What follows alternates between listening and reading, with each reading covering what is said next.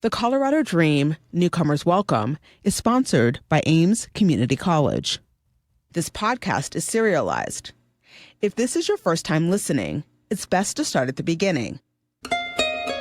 It's May 2022. Salwa Mourtada Bamba and I are in Centennial, Colorado, waiting for the United States naturalization ceremony to start. Just waiting for a few more people to come in. I know it's a little bit of a choke point at the guard station. We're sitting and chatting quietly in a room in the U.S. Citizenship and Immigration Services building. Today, Salwa will become an American citizen. She immigrated to this country from Liberia and dreamt about this moment for the past 2 decades. She's already wiping away tears. Oh, God. I never thought this day would come. How are you feeling? What are your emotions? It's a combination of sadness plus joy plus disbelief that it took 23 years, relief as well. Yeah, so a mixed. I'm thinking about when I first applied for a visa to come here. I never dreamt that I would be 44 years old. Why the sadness? Because of all the struggles I went through. Yeah, I suffered a lot. Most of it was because I didn't have what I needed to make life easier. But I don't know. I feel free today. I feel empowered. I'm looking forward to voting. I feel proud. I'm Stephanie Daniel, and this is the Colorado Dream Newcomers Welcome from KUNC. Our series explores the Black immigrant experience in Colorado. It's told through the eyes of one African woman in the city of Aurora that's working to become an inclusive home for all. This is episode 5, Home. When Salwa moved to Aurora in 1999, she said the city was like a teenager maturing into this beautiful young woman. It even reminded her of when she lived in Ghana. Back then, Aurora was a growing city, and it already had a large foreign-born population of about 1 in 7 residents. Over 2,000 of them were from Africa. In the past 20 years, Aurora has welcomed even more newcomers, and today, nearly 1 in 5 residents are foreign-born. They've come from all over the world, and according to the U.S. Census, the African immigrant population has increased more than 6-fold. It's now over 13,000. To help these newcomers succeed, Aurora created an integration plan in 2015, then followed it up with an even more ambitious 10-year initiative called Aurora is Open to the World. I was drawn to the idea of a city welcoming immigrants so publicly when other communities are trying to shut them out. My research led me to Salwa, and I became intrigued by her immigrant story. So both Salwa and the city of Aurora became the foundation for this season of the Colorado Dream. Over the course of this series, we've met immigrants and refugees who have built a life in Aurora. One purchased a home, something that he never dreamed was possible. Another used his entrepreneurial skills to set up a multinational business, while others have attained positions of leadership, like a spot on the local school board. In this final episode, I explore the challenges Aurora still faces in welcoming newcomers, and how some of the immigrants themselves are picking up the slack. People like Salwa. When she was a doctoral nursing student at the University of Colorado, she heard the news of George Floyd's murder and was moved to take action. This morning, a group of workers and students at the CU Anschutz Medical Campus kneeled for 10 minutes in honor of George Floyd and other victims. White Coats for Black Lives was in solidarity for racial justice and health equity. In June of 2020, Salwa was one of the protesters, kneeling in honor of George Floyd. They had all the students who were going to be providers get together and we signed this document that we were going to hold the university accountable to put out a statement that said we denounce police brutality and we support Black Lives Matter. The chancellor put out a statement of support for the entire medical campus, but the College of Nursing did not release one of their own. Salwa knew the college needed to do more, so she reached out to a staff member in the provost's office. And I said, can I speak to somebody? I feel like we need to form a group to help support students of color in this place because we have nowhere to turn to. All the professors are white. People in power are all white. Like, who do we go to? Salwa joined forces with a couple other students, and they co-founded Future Voices, Students for Diversity, Equity, and Inclusion. Their goal was to hold the college accountable. Hold them accountable to continuously represent or bring about the change that is needed to kind of overhaul that systemic lack of diversity. The College of Nursing has responded to calls from Future Voices and others for change. It has several initiatives to address diversity in the profession underway, like making it easier for students of color to attend the college at the undergrad and graduate levels through targeted pathways and partnerships. Another one is to hire more diverse faculty and staff. Salwa is part of that effort. She graduated from the college with her doctorate degree in 2021 and joined the faculty as an assistant professor, and is also a member of the school's governing board of healthcare professions. Now she's in a position to help other nursing students of color succeed. It's been just 7 years since Aurora began officially welcoming immigrants through its integration plans. With such a short runway, it's hard to quantify its success. However, there is a national organization that tracks how successfully the country's largest 100 cities have welcomed immigrants. In 2021, Aurora ranked in the top third of cities in the report. It received high marks for government leadership, economic empowerment, and job opportunities. The report also found that the city still needs to work on increasing median incomes, naturalization rates, and the number of immigrants that own homes and have health insurance. Some people I spoke with feel that the city of Aurora is coming up short in other ways, especially when it comes to helping its most vulnerable residents. I don't know how much I feel about Aurora being welcoming to newcomers.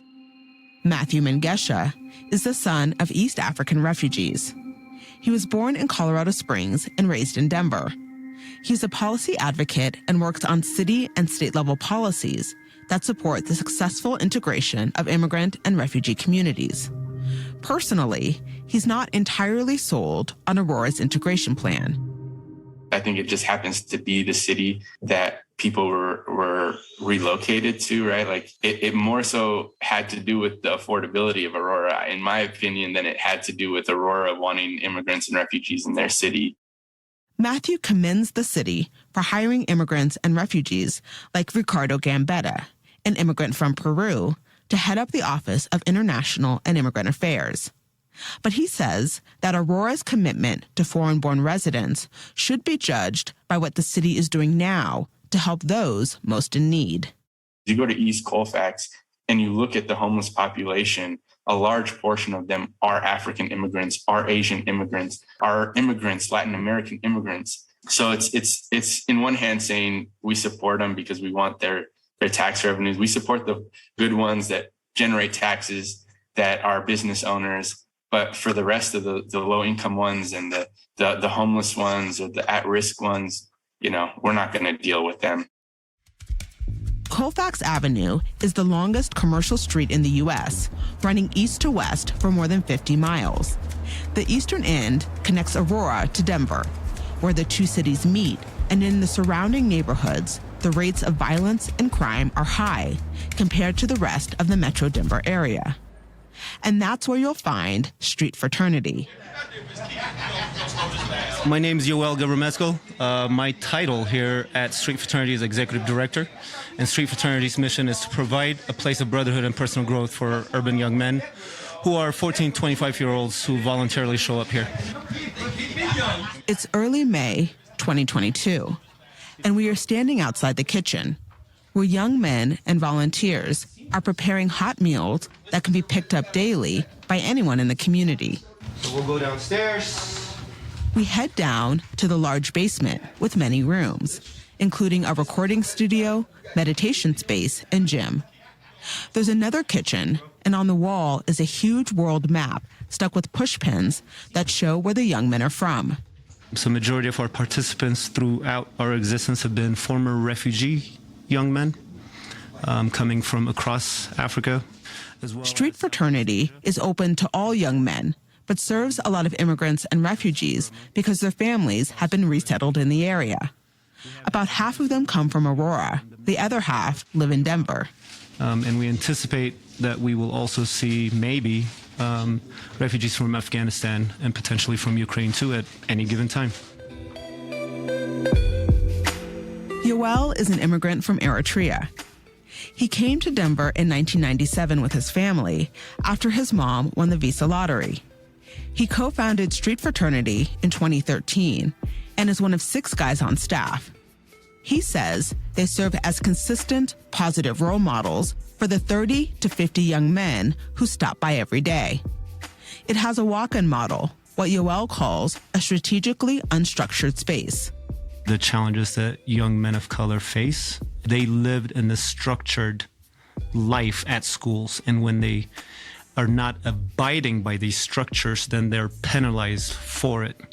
So we specifically target that demographic that is having issues at school, meaning that they're on the verge of dropping out, have already dropped out, and or somehow, somewhere have graduated, but they're not being able to keep a consistent job or find a career path.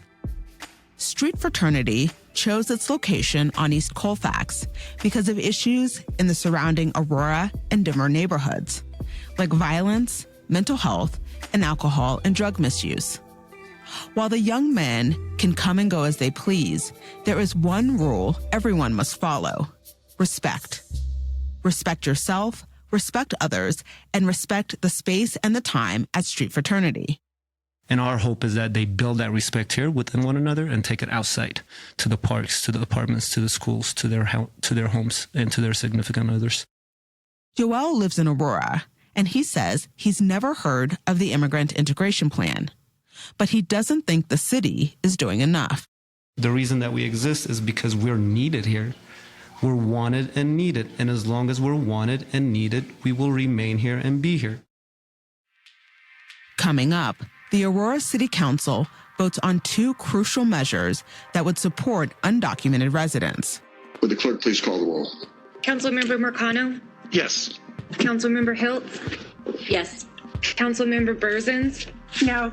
Councilmember Gruber? No. You're listening to The Colorado Dream.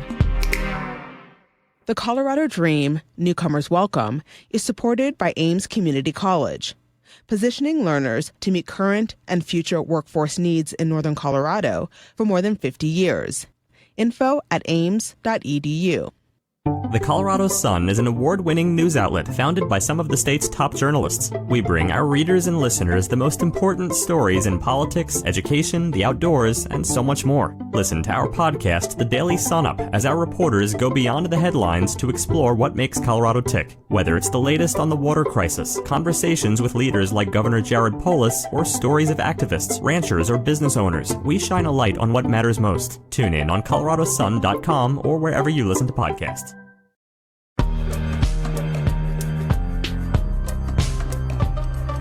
Aurora's integration plan doesn't include a single word about undocumented residents. But according to Aurora's Office of International and Immigrant Affairs, the city's services and programs are open to all, regardless of their status. And the police department has a long-standing policy not to use officers for immigration enforcement. But there are limits to what the city is willing to do. For example, The regular meeting of the Aurora City Council for Monday, January 25th, 2021 is called to order. Would the clerk please read the roll? Mayor Kaufman? Here. in January of 2021, the city council rejected 2 measures to protect undocumented residents. One would have turned city buildings into safe spaces where federal immigration officials aren't allowed. The other would have created a legal defense fund for immigrants facing deportation hearings in court. It was an emotional city council meeting, and the members were deadlocked on both measures. Aurora Mayor Mike Kaufman was the deciding no vote for each. When I spoke with the mayor for this series, I asked him why he voted this way. We are not the federal government, and there's no question that immigration reform needs to be accomplished in this country. We have a broken immigration system, and there are symptoms of it all around us. But the fact is that needs to be resolved at the Congress of the United States and not at our level. State Representative Naquita Ricks represents Southeast Aurora. She was disappointed the city council didn't pass the Immigrant Legal Defense Fund measure. I thought that was very shocking that that bill would not pass, considering the fact that more than about 1/4 of the people in Aurora are of, immigrant descent. Representative Ricks is the first African immigrant to be elected to the state legislature. She and her family escaped a military coup in Liberia in 1980 and came to Aurora. She is Salwa's cousin-in-law. I really do believe that the leadership should look like the people that they represent. One of the reasons why I ran for office was because no one in the state capitol had my lived experience or the things that I had walked through. And I think that underrepresented and marginalized communities need to be represented. After Aurora decided not to create a legal fund to assist its foreign-born residents, she co-sponsored a statewide bill that would. The bill, called the Immigration Legal Defense Fund, was signed into law by Governor Jared Polis in the summer of 2021. The grant program provides access to free lawyers for immigrants facing deportation. Colorado was one of the first states to create such a fund. So it was very, very important.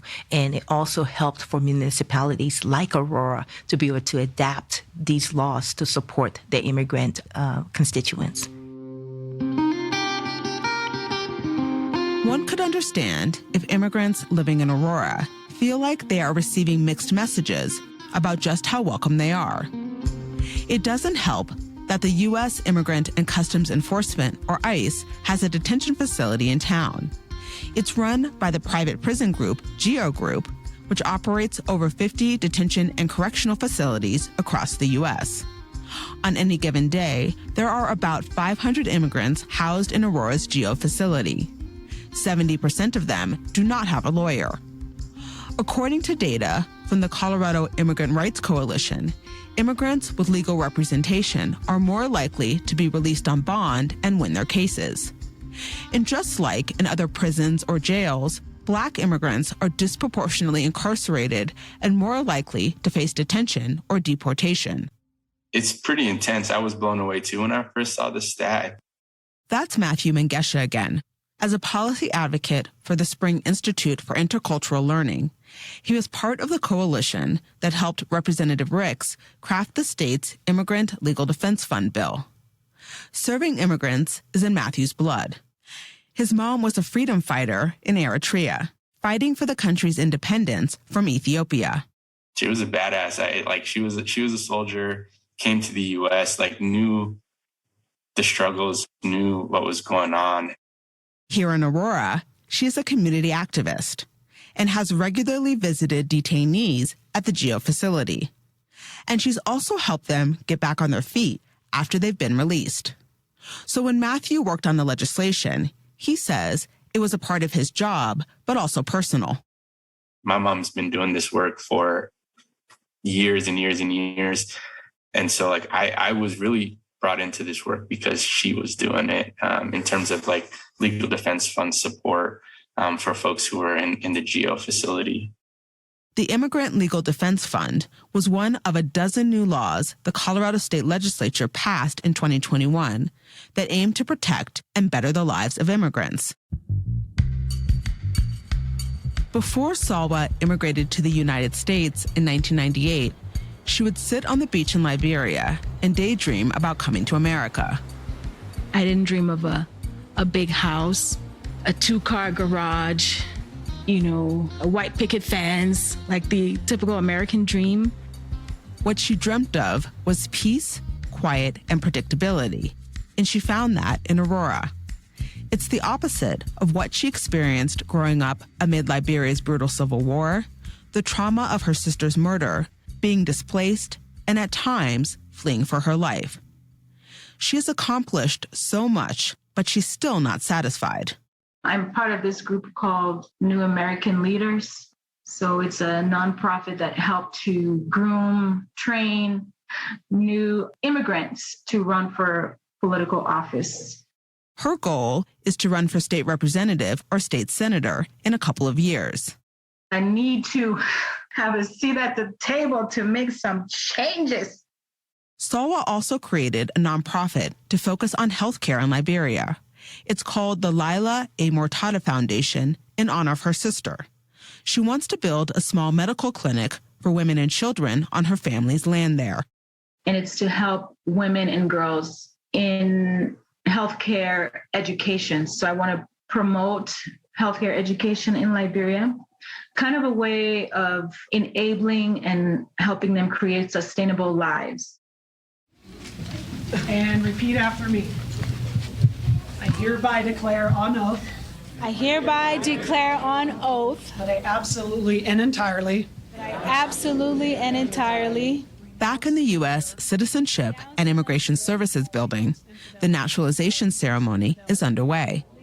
Salwa and 31 applicants, representing 17 countries, are reciting the Oath of Allegiance. So help me God. So help me God. All right, congratulations, you're U.S. citizens. Then Salwa and all the new citizens are handed their official naturalization certificates. I'm a U.S. citizen. Oh, God. Wow. I never, ever thought that this day would come. I need to stop crying now. It's messed up. My eyes are starting to hurt. Standing by Salwa's side is another Liberian who became a citizen today. I'm feeling very, very happy that I'm a citizen today. So glad. Salwa's mom, Martha Annette Potter Mourtada, who came to Colorado in 2016. Salwa's younger brother Sammy is also here. He takes photos of them. All right, let's hear it. U.S. citizen. U.S. citizen. All right. Okay, I got it. Sammy immigrated to the U.S. in 2000 and became a citizen years ago. Sadly, their dad, Mahmoud, couldn't join the family. He died in Liberia in 2012. The goal for us, as children of our parents was, they have done their part. They have invested in our education. And for us, the next step was, we have to take the reins for ourselves. As the first person in her immediate family to come to America, Salwa paved the way for her mother, Sammy, and older brother Abed, filing their paperwork and mailing documents that sped up their immigration process. All three siblings went to college and have careers and families.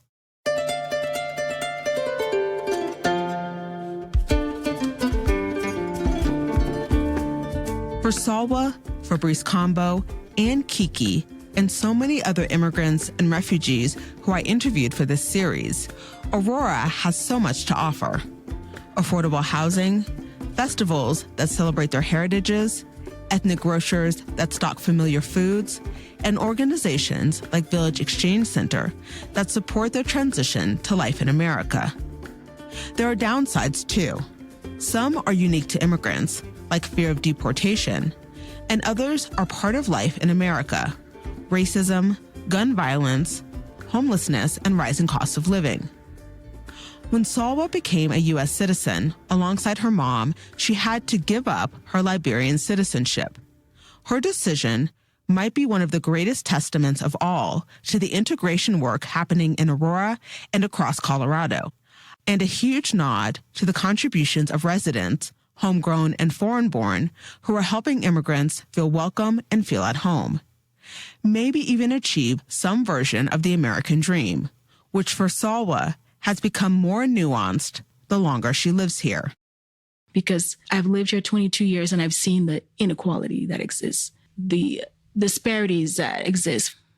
But I've come to realize that the American dream is a facade, but it's also not a facade, because you can take that, your dream, and make it a reality here, no matter where you're from. And I think that is the American dream that most immigrants envision.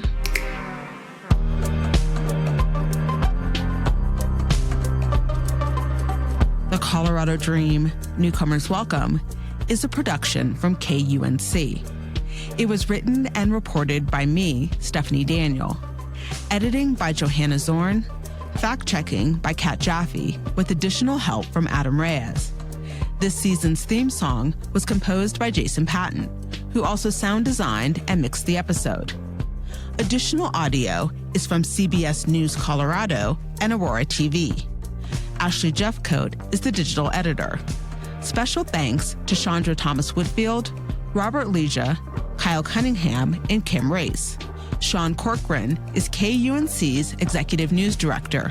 Tammy Turwelp is KUNC's President and CEO. To learn more about Salwa Mourtada Bamba and the city of Aurora, and to see photos of the people included in this episode and other extras, go to kunc.org/Colorado Dream or check out the show notes for a link.